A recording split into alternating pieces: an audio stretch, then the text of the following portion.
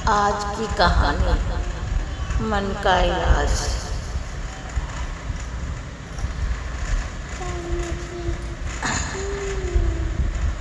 किसी राजा के पास एक बकरी थी।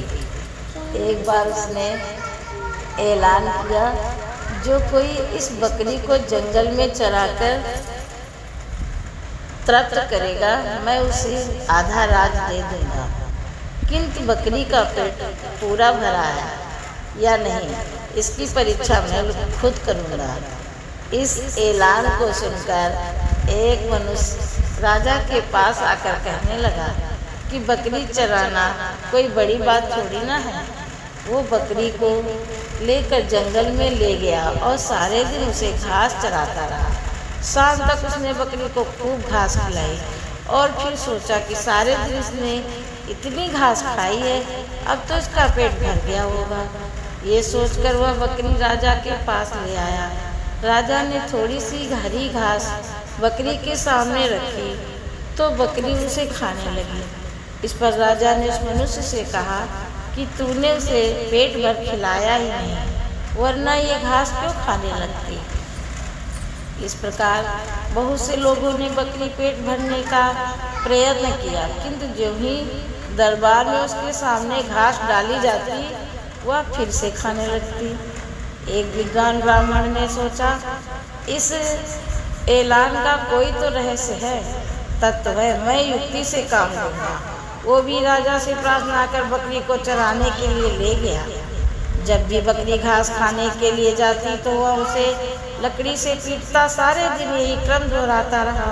अंत में बकरी ने सोचा कि यदि मैं घास खाने का प्रयत्न करूंगी तो मार खानी पड़ेगी। शाम को वो ब्राह्मण बकरी को लेकर रात दरबार में लौटा। बकरी को तो उसने बिल्कुल घास नहीं खिलाई थी। फिर भी राजा ने कहा, मैंने इसको भरपेट खिलाया है, अतः अब ये बिल्कुल घास नहीं खाएगी, आप परीक्षा ले लीजिए। राजा ने घास डाली, लेकिन उस बकरी ने उसे खाया तो क्या, देखा और सूंघा तक भी नहीं। बकरी के मन में ये बात बैठ गई कि अगर घास खाऊंगी तो मार पड़ेगी। मित्रों, ये बकरी हमारा मन ही है, ब्राह्मण आत्मा और राजा जो है वो परमात्मा है।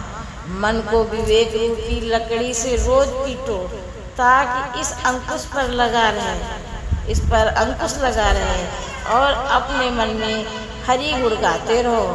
मन को भगवान के भजन सुनाते रहो। मन गयंद माने नहीं, चले सुरत के साथ, महावत विचारा क्या करे, जो अंकुश नहीं हाथ। अर्थात अगर जीव के पास विवेक रूपी अंकुश ना हो तो मन रूपी हाथी और बाज रूपी इच्छाएं उसको मार देती हैं। पर जब विवेक रूपी ज्ञान हो तो जीव ना तो मन का गुलाम रहता है और ना ही इच्छाओं का।